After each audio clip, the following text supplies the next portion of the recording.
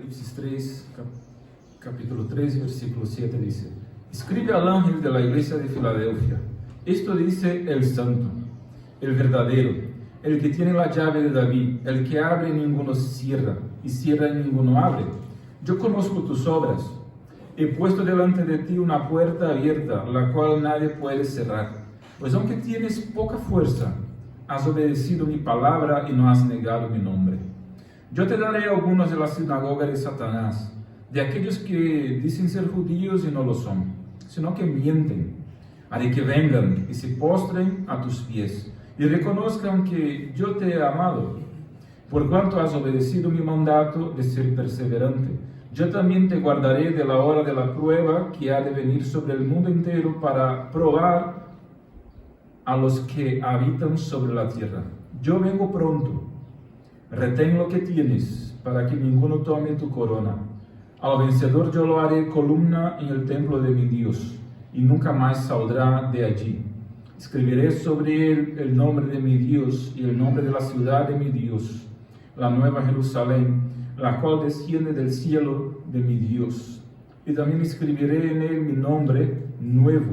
El que tenga oídos, que oiga lo que el Espíritu dice a las iglesias. Realmente el título de nuestro mensaje es La Iglesia Modelo. La Iglesia Modelo. Vamos a por una introducción. Puedes pasar todavía ahí la diapositiva. Jesús envía estas 7 cartas a 7 iglesias distintas, y como ya he dicho un par de veces, 2 iglesias solamente reciben solo elogios: Esmirna y Filadelfia. Pero la iglesia de Filadelfia es la más característica. Digamos que entre Esmirna y Filadelfia, la que más ha recibido elogios de las 2 aún es Filadelfia, ¿no? Y las demás, pues, desaprobaciones y elogios, y una nada más, solo desaprobación, que es la que nos queda para el domingo que viene. Así que pasamos una diapositiva más. Bueno, Jesús no solo conoce a la iglesia, sino también el pueblo donde está puesta la iglesia. Bueno, Filadelfia era la más joven de las 7 ciudades a las cuales fueron enviadas esas 7 cartas. Filadelfia fue fundada por colonos de Pérgamo bajo el reinado de Átalo II, un rey que reinó en los años 159-138 antes de Cristo. La llamaban también la pequeña Atenas. ¿Por qué? Porque había en ella un panteón de muchos dioses, así como tenía en la Gran Atenas. Bueno, pero lo más importante es que era una ciudad de oportunidades. ¿Por qué? Estaba situada en un lugar estratégico. Era la vía principal del correo imperial, desde Roma hacia el oriente. Y por eso esa ciudad también fue conocida como la puerta de entrada al oriente. La puerta de entrada al oriente era conocida esa ciudad. ¿Por qué se llamaba Filadelfia? Ese rey, Átalo II, amaba tanto a su hermano, que se llamaba Eumenes. Si no tienes idea para nombres de hijos, Eumenes, y lo apodó Filadelfos. Ese rey Átalo apodó a su hermano de Filadelfos, porque claro, su nombre no era muy bueno, entonces lo apodó con otro que se llama Filadelfos. ¿Qué significa Filadelfos? El que ama a su hermano. Y luego el nombramiento de la ciudad, de esa ciudad como Filadelfia, fue también una dedicatoria del rey Átalo a su hermano, apodado Filadelfos. Por eso conocida la ciudad como Filadelfia. Muy bien. A esta joven ciudad, esta joven iglesia, mejor dicho, Jesús envía una carta y nos enseña varias lecciones que vamos a ver hoy, y la primera es precisamente esa.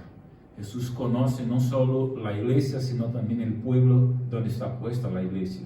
Jesús nos conoce a nosotros como iglesia, pero también conoce al pueblo de Cabra, al pueblo de Lucena, a la Soviética cordobesa. Jesús conoce Andalucía, Jesús conoce a España, Jesús conoce el sitio donde estamos, sabe de los desafíos a los cuales nos enfrentamos y también de las oportunidades que hay. Entonces, la ciudad fue fundada para ser una puerta abierta para la difusión de la cultura y la lengua griega en Asia. Como he dicho, era conocida como una puerta para el oriente.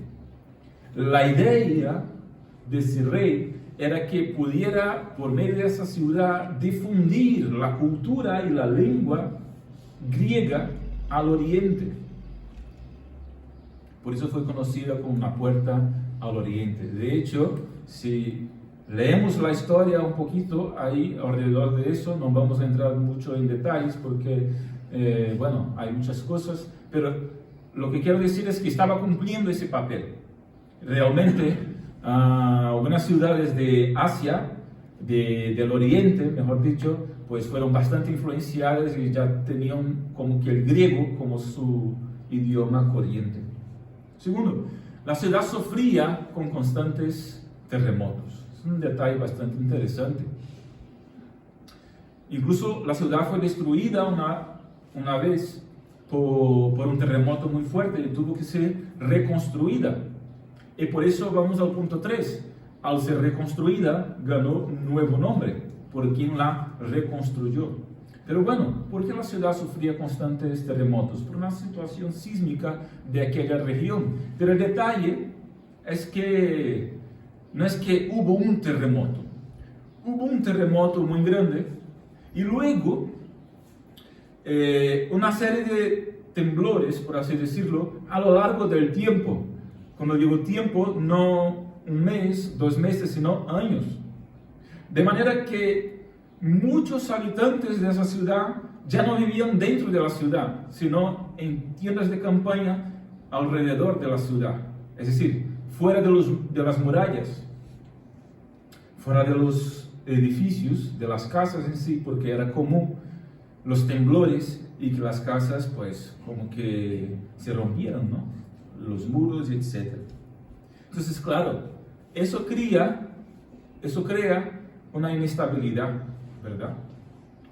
Pero eso también nos da una mejor comprensión del por qué Jesús, en el versículo de número 12, dice que al vencedor yo le haré una columna en el templo de mi Dios. Es decir, ellos estaban, y dice, y nunca más saldrá de allí. Eso tenía mucho sentido para el pueblo de aquella ciudad, acostumbrada y temerosa de los temblores, de los terremotos, y ver sus muros y sus casas pues cayendo. Y Jesús dice, al vencedor yo haré una columna y no se moverá de allí. Será una columna firme. Y claro, hablamos del número 1, ¿no? Allí de la diapositiva, de la puerta abierta al oriente, y ahí pues también entendemos del por qué Jesús dijo, tienes una puerta abierta para ti, en el versículo de número 8. Es decir, la puerta abierta para la iglesia no era para difundir la cultura y la lengua griega, sino que la puerta abierta para la iglesia era para difundir el evangelio del reino de Dios a todos los pueblos del oriente. Y vemos el punto 3, la ciudad ya había cambiado de nombre un par de veces, como he dicho, por esa cuestión de los terremotos, y fue reconstruida, y en agradecimiento a quien la reconstruyó, la llamaron Neo Cesarea, es decir, la nueva ciudad de César, porque fue un emperador con ese nombre pues que la reconstruyó. Más tarde, en tiempos del emperador Vespasiano, otro nombre interesante ahí, para poner también en cualquier niño que nazca, no el mío porque yo ya le he dado nombre, así que, La ciudad volvió a cambiar de nombre en ese momento y empezó a llamar Flavia, porque Flavio era el apodo del emperador en aquel momento. Entonces, es decir, la ciudad estaba acostumbrada a cambiar de nombres, acostumbrada. Por 3 veces se cambió el nombre. Pero ahí también vemos cómo Jesús conecta eso con el mensaje que ha dado a la iglesia. Porque si vamos al versículo de número 12, también dice que al vencedor, ¿qué hará? Escribiré sobre él, dice, el nombre de mi Dios. Y el nombre de la ciudad de mi Dios, la nueva Jerusalén. Y dice, y también escribiré en él mi nombre nuevo. Es decir, ¿sabéis lo que es cambiar de nombre? Porque la ciudad ya ha cambiado mucho, ¿no? Pero no os importéis. Al vencedor, el vencedor recibirá el nombre más importante. Tendrá el sello y la marca, el nuevo nombre de mi Dios. Entonces, ¿os dais cuenta cómo Jesús contextualiza el mensaje? Y la verdad, si estáis acompañando un poquito esta serie, pues veréis que todas las 7 cartas, como que son cartas enviadas a esas 7 ciudades en que el mensaje está bastante contextualizado. Es decir, ¿qué quiero decir con contextualizado? Está como que aplicado a la realidad de aquellos hermanos, al contexto histórico, a cosas que eran del cotidiano, de la historia, o era común en la ciudad. De hecho, Jesús lo hacía muchas veces. Las parábolas son una prueba de eso, ¿no? Cómo contextualiza, cómo adapta el mensaje, la estrategia, la forma de compartirlo, ¿no? Y eso es algo que también, pues, tenemos que aprender con Jesús, ¿verdad? Contextualizar el mensaje, no el contenido. El contenido es el mismo, la preciosa y santa palabra de Dios. Pero la forma como la compartimos, es decir, haciendo puentes, conectando con la realidad de las personas con las cuales conocemos, la realidad del pueblo, pues, y encontrando nuevas metodologías, nuevas estrategias, y es una forma de contextualizar el mensaje al pueblo al cual servimos. Y la verdad que la visión de células, aprovechando aquí eso, ¿no? No es nada más que eso. La visión de células no trata de un contenido del mensaje. La visión de células trata de la forma como la compartimos en casas, ¿no? Porque tenemos dificultad muchas veces de traer a las personas a un local como ese, porque las personas tienen miedo de lo que está puesto ahí arriba, iglesia evangélica. Piensan que es una secta.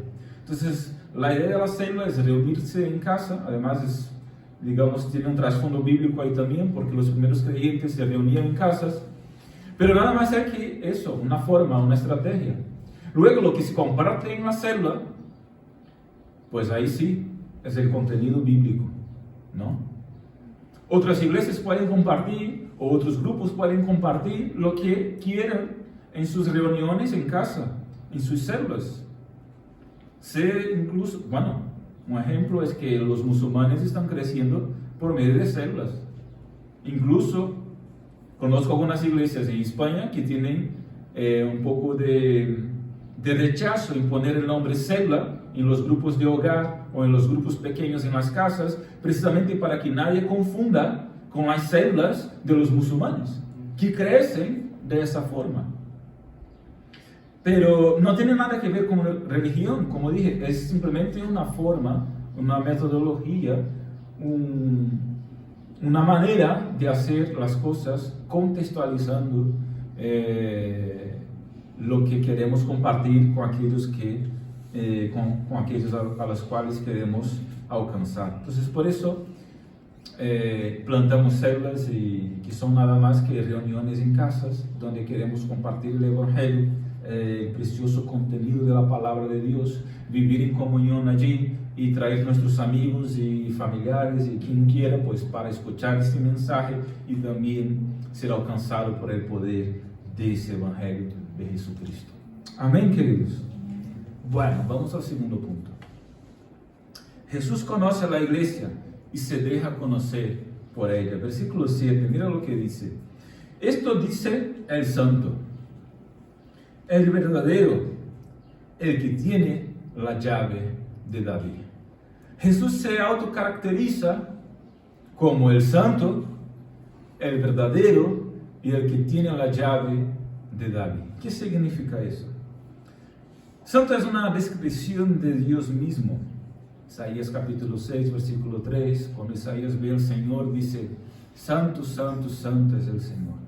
Toda la tierra está llena de su gloria. En todo el Antiguo Testamento, Dios es el santo. Y aquí se le da ese título al Cristo resucitado, lo que quiere decir que Cristo se autoidentifica a sí mismo como el propio Dios santo. Debemos recordar que santo es la palabra agios en griego, que quiere decir diferente, separado, distinto. La santidad de Dios es una cualidad de ser que le pertenece exclusivamente a Él. Y decir que Jesucristo es santo es decir que Él participa del ser de Dios, más bien Él es el propio Dios. La gloria de Dios es el resplandor de su santidad. Él es el verdadero. Hay dos palabras en griego para verdadero, para verdad. Una palabra es la palabra aletes, que tiene sentido de, cuando era utilizada, tiene sentido de decir que una afirmación es verdadera y no falsa. Y otra palabra es la palabra aletinos, que quiere decir real, en contraposición a lo que no es real o a lo que es irreal. Entonces, una palabra quiere decir verdad y no falso, y otra palabra quiere decir real y no irreal. ¿Cuál palabra ha sido utilizada aquí? La segunda, real. Jesús es real, aunque es también verdad en el sentido de ser verdadero y no falso, pero aquí es utilizada la palabra real. ¿Y eso qué quiere decir? Bueno, lo que significa es que en Jesús se encuentra la realidad misma. La realidad misma se encuentra en Jesús. Cuando nos encontramos con Él cara a cara, no nos encontramos ante un bosquejo confuso de la verdad. Nos encontramos con la verdad misma. No nos encontramos con una caricatura de lo que es real. No, nos encontramos con la realidad. Y luego, por eso, nos encontramos también a nosotros mismos, que de verdad somos. Por eso, si uno quiere conocerse a sí mismo, no tiene que mirar hacia adentro. Si uno quiere conocerse a sí mismo, tiene que mirar hacia Dios. ¿Comprendes? Eso es totalmente al inverso de lo que enseña la psicología de hoy día y lo que enseña la cultura de hoy día. Los libros de autoayuda que dicen, no, mira hacia ti mismo, reflexiona sobre ti mismo, ¿no? Busca ahí dentro la fuerza y tal, etcétera, etcétera, etcétera. No que la reflexión personal no sea válida, no sea buena. Pero si uno quiere conocer de verdad quién es, si uno quiere encontrarse de verdad con la realidad de su propio ser, si uno quiere obedecer lo que dijo Platón, o Sócrates mejor dicho, conócete a ti mismo, no tiene que mirar hacia adentro, sino que hacia Dios. Porque Dios es nuestro espejo. Mirando hacia Dios, encontramos la realidad, y esa realidad pues nos vuelve a nosotros. Además, Él nos ha creado a su imagen y semejanza y nos conoce a perfección. Tercero, Él es quien tiene, deja ahí. Él es quien tiene la llave de David. No ese David que está ahí detrás. Aunque tiene también esa llave para abrir el corazón y cerrar el corazón de David, y de todos nosotros. Pero aquí está hablando del rey David. Notemos en primer lugar que la llave es el símbolo de la autoridad. Aquí tenemos la descripción de Jesucristo como el que tiene la autoridad definitiva que nadie puede poner en duda. Tras esto se encuentra también una historia del Antiguo Testamento. ¿Qué historia? La historia del rey Ezequías, que tenía un mayordomo fiel que se llamaba Eliaquim. Eso está en Isaías capítulo 22. Ese Eliaquim estaba a cargo de toda la casa del rey, y él era el único que podía tener acceso a la presencia del rey.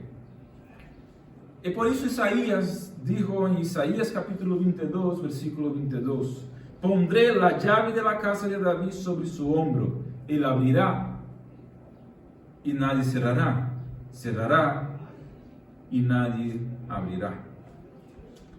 Jesús aplicó ese versículo, ese texto, a él mismo, queremos decir que Él es el único que tiene la autoridad para admitir a la nueva Jerusalén cualquier persona. La nueva ciudad de David, la nueva Jerusalén, las llaves para el cielo no están ya en las manos de Eliaquim, sino que están en las manos de Jesús. Uno puede entrar a la nueva Jerusalén, uno puede entrar a la nueva ciudad de David, uno puede acercarse al cielo, sometiéndose a la autoridad de Jesús, porque Él es quien tiene la llave para abrir esa puerta. No solo tiene las llaves, sino que es la propia puerta. Él es el único camino nuevo y vivo a la presencia de Dios. Primera de Timoteo capítulo 2, versículo 5. Hay un solo Dios y un solo mediador entre Dios y los hombres, Jesucristo, nuestro Dios, el hombre. Ahora sí, punto 3. La puerta abierta a los de poca fuerza, versículos 8 al 10. Qué increíble, qué bonito eso. La Filadelfia, es decir, la iglesia de Filadelfia, se dice de ella, el propio Jesús, que tenía poca fuerza. Pero ya os lanzo una pregunta. ¿Qué es más importante? ¿Tener poca fuerza o ser fiel? Ser fiel es más importante que tener mucha fuerza. La pregunta correcta sería esa, ¿no? ¿Qué es más importante? ¿Tener mucha fuerza o ser fiel? Ser fiel es más importante. Porque aunque uno tenga poquito de fuerza, si es fiel, el Señor les abrirá las puertas, como abrió a esa iglesia, la iglesia de Filadelfia. La iglesia de Filadelfia tenía poca fuerza, pero era fiel. Versículos 8 y 10. Y sería recompensada por eso. Versículo 10. ¿Cuál sería la recompensa de esa iglesia? Por cuanto has obedecido mi mandato de ser perseverante, yo te guardaré de la hora de la prueba. Vengo pronto. Esa iglesia fue fiel y sería recompensada. ¿Por qué se dice que tenía poca fuerza? Pues no lo sabemos. Porque el texto no nos dice. Y claro, no conocemos profundamente aquella iglesia y rehacer la historia, muy complicado. No sabemos por qué tenía poca fuerza. Podemos imaginar, quizá por ser pequeña, quizá porque por estar formada de creyentes pobres o esclavos, no tener influencia política o social, ser un grupito pequeño a lo mejor, sin visibilidad. No sabemos exactamente por qué se dice que tenía poca fuerza, pero tenía poca fuerza y los motivos habrían. Podemos pensar sobre nuestra propia iglesia. ¿Será que tenemos mucha o poca fuerza? Bueno, lo más importante es pensar si somos fieles o si no. Así que Filadelfia fue lo contrario de Sardis, la iglesia que pensamos la semana pasada. Se dice de la iglesia de Sardis que era una iglesia que tenía mucha fama y tenía mucho nombre. Los versículos anteriores ahí. Pero una iglesia que se había mezclado con el mundo y se había perdido. Pero esa iglesia de hoy, la iglesia de Filadelfia, se dice lo contrario. Era una iglesia que no tenía nombre, que no tenía poder, que tenía poca fuerza, pero que se había mantenido. La iglesia de Filadelfia tenía una puerta abierta. ¿Qué puerta abierta sería esa? Queridos hermanos, seguramente era la puerta misionera, ¿no? La puerta abierta ahí es la puerta de la oportunidad misionera, la oportunidad de la predicación del Evangelio. En las cartas de Pablo vemos como él por diferentes veces dijo que puertas misioneras le fueron abiertas y como también pidió oración por eso. 1 Corintios capítulo 16, versículo 9, 2 Corintios capítulo 2, versículo 12, Colosenses capítulo 4, versículo 3, Hechos capítulo 14, versículo 27, todos pasajes que nos dicen que puertas para la predicación del Evangelio fueron abiertas. Y en algunos de esos textos, Pablo está pidiendo oración a los hermanos para que oren, para que puertas sean abiertas y él pueda predicar el Evangelio a donde quiera, a donde iba. Así que el sentido ese es especialmente apropiado para Filadelfia. ¿Por qué?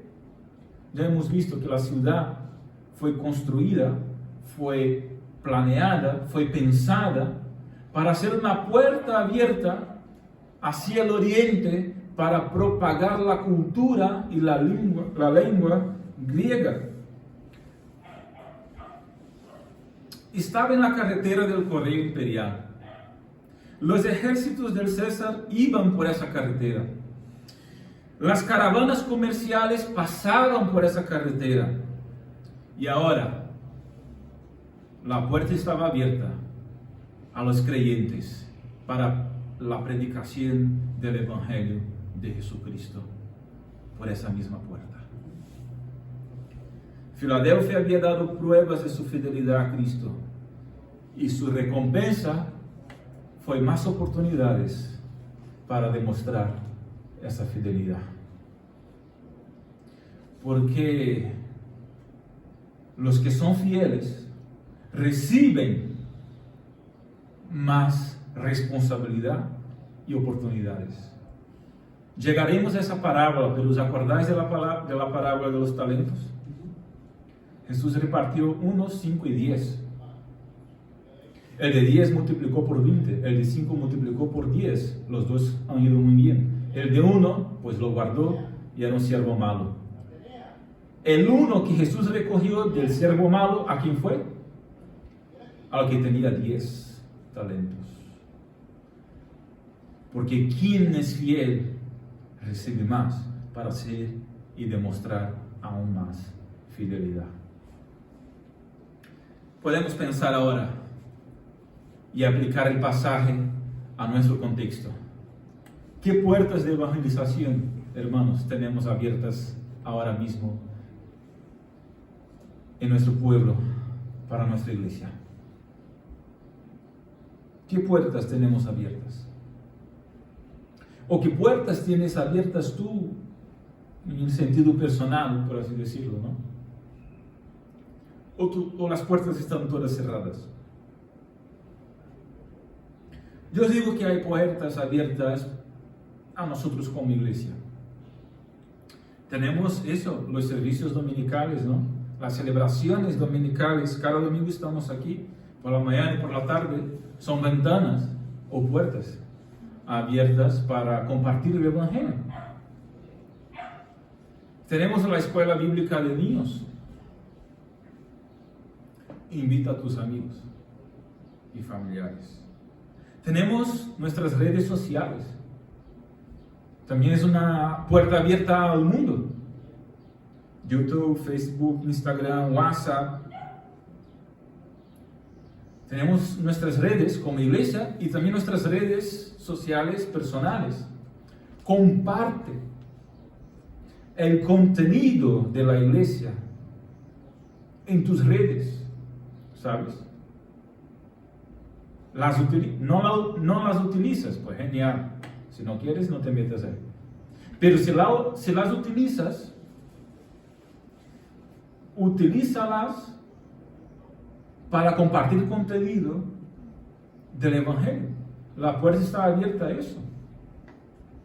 De hecho, hay personas que se han acercado ahora mismo, y la pandemia fue prueba de eso, ¿no? ¿Cuántas personas nos han visto nuestras celebraciones que tenían un poco de rechazo en escuchar y saber qué hace ese pueblo ahí dentro? Y las redes están abiertas, ahí está siendo transmitido y todo lo que hacemos aquí dentro, pues no hay nada que esconder. Así que, si la iglesia comparte algo, pues comparte en tus redes, ¿no? Deja que tus amigos ahí de Facebook, de Instagram, sepan tu fe, ¿sabe? Sepan lo que creen, lo que crees. Al fin de cuentas, es tu cuenta personal y privada. Es decir, tú haces con ello lo que quieres. Si no quieres compartir contenido de fe, pues no lo hagas. Pero yo te animo a hacerlo, porque es una puerta para la evangelización. Nadie te obligará a hacerlo, pero es una puerta abierta para eso. Al fin de cuentas, tus amigos, tus familiares, pues ven lo que tú publicas. Vale. Tenemos otras actividades puntuales como los que realizan el Ministerio de Mujeres, el encuentro de hombres que haremos el mes que viene.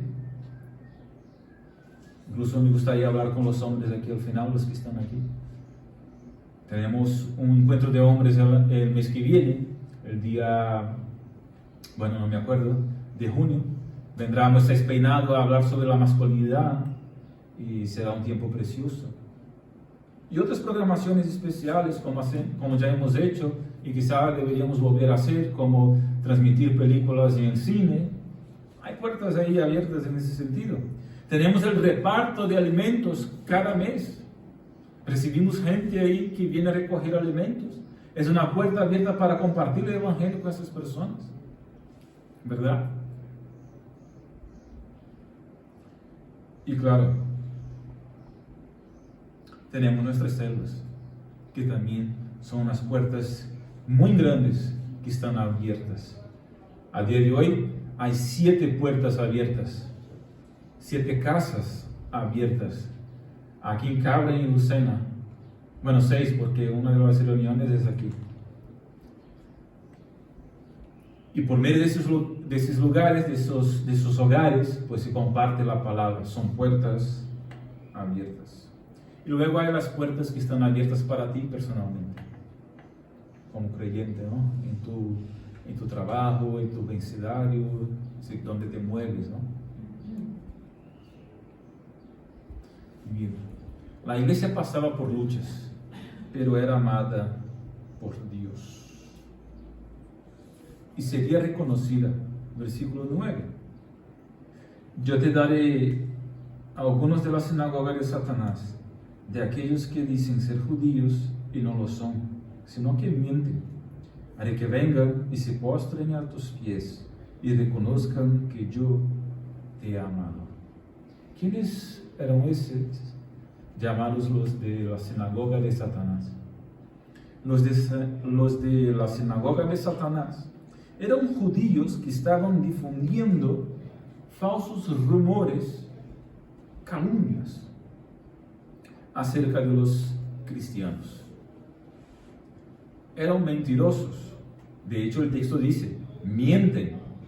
Eran mentirosos, calumniadores. La iglesia de Filadelfia estaba sufriendo con esa gente. Queridos hermanos, el diablo es acusador.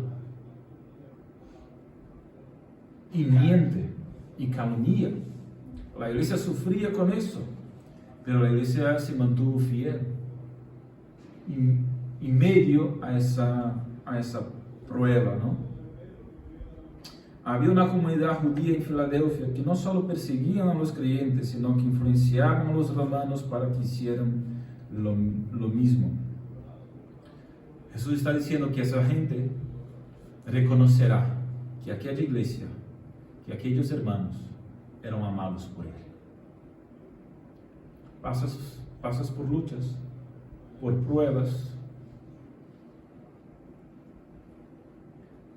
permanece fiel y verás cómo el Señor hará que todos sepan que Él te ama, que Él nos ama. Vemos que la iglesia de Filadelfia tenía una puerta abierta, pero también dos grandes obstáculos o pruebas para aprovechar esta oportunidad de puertas abiertas. Tenían poca fuerza y tenían pruebas, oposición. Pero ¿qué ocurrió? Fueron perseverantes y fieles y serían recompensados por ellos. Versículo de número 10. Cuarto y último punto, y vamos terminando. Versículos 11 y 12. La advertencia y la recompensa. La advertencia aquí no es una advertencia porque aquella iglesia lo estaba haciendo mal. La advertencia aquí era porque aquella iglesia lo estaba haciendo bien. Y Cristo advierte: sigue adelante, marcha adelante, no dejes de ser constante, no te vuelvas hacia atrás, vas en buen camino, sigue en buen camino.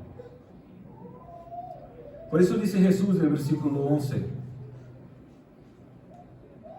yo vengo pronto, retén lo que tienes para que ninguno tome tu corona. Esa es la advertencia. Retén lo que tienes, es decir, ya lo tienes. Lo estás haciendo bien. Retén eso. No dejes que te escape para nada. ¿Eres fiel? Sigue firme. Solo falta un poco más y llegará el día de la recompensa. La herencia que nos ha preparado es gloriosa. Cristo viene pronto. No necesitamos nada nuevo. Necesitamos guardar lo que ya tenemos, si es que lo tenemos. Si lo tienes, guarda, en el sentido no solamente de retenerlo, sino de obedecer, seguir obedeciendo. Esa es la idea de guardar aquí. Segundo, el vencedor será una columna en el santuario de Dios. Ya he hablado sobre el contexto de la ciudad que sufría con muchos terremotos, ¿no? Y eso tiene total sentido para aquella gente.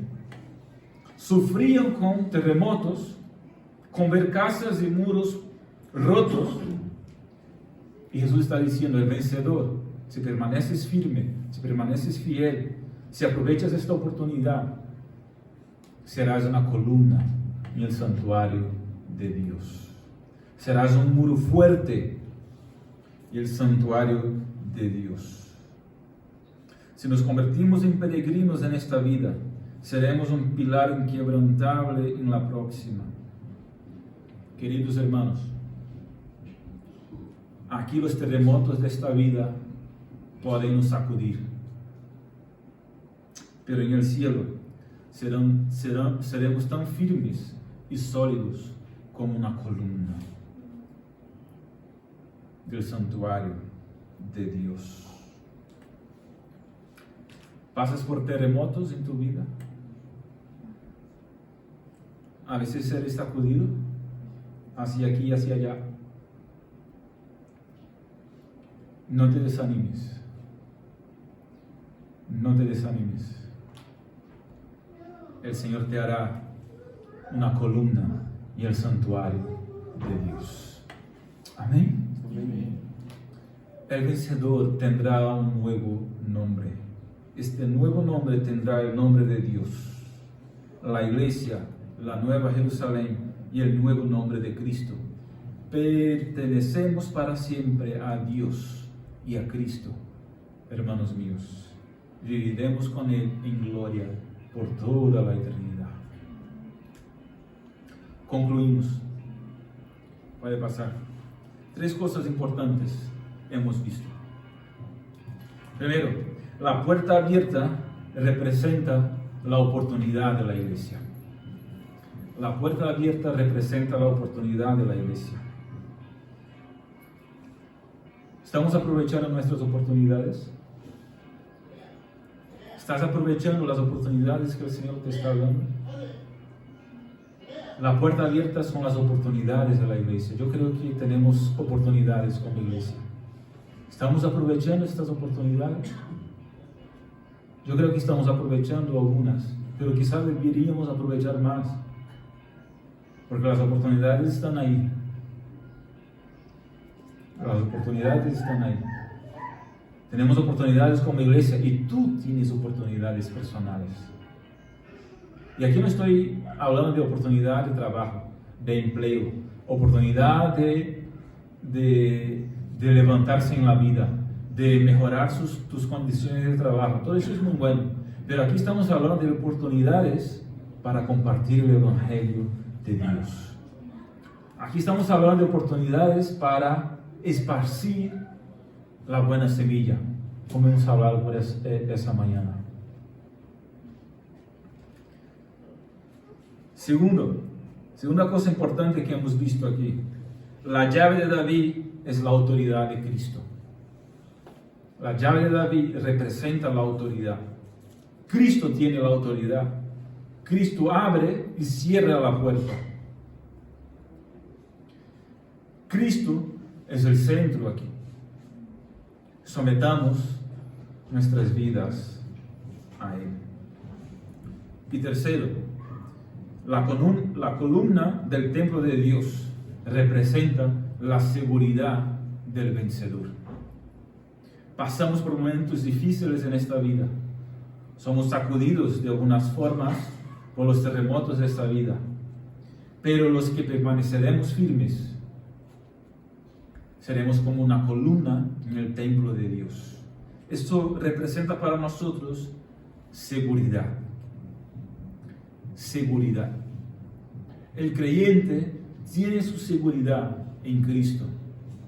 Y esa seguridad será una seguridad firme en el cielo. Pero podemos desde ya empezar a experimentarla. De alguna forma, disfrutar de ella. Así que, aunque seamos sacudidos, seamos como las palmeras, por así decirlo. ¿Sabes lo que ocurre con las palmeras? Van hacia allá y hacia acá. Las hojas pueden incluso tocar el suelo, pero no se caen. No se caen, porque están firmes en el suelo, con sus raíces firmes. Y tienen ese poderío, ¿no? Así que seamos de esa forma. Esa es nuestra seguridad. Cristo tiene las llaves. Cristo abrió las puertas. Cristo promete hacernos seguros como pilares sólidos del templo de Dios. Cuando Él abre puertas, debemos servir, debemos aprovechar. Cuando Él cierra las puertas, nos toca esperar y confiar. Sobre todo, debemos ser fieles a Cristo para ver las oportunidades y aprovecharlas y vencer los obstáculos. El Señor los bendiga.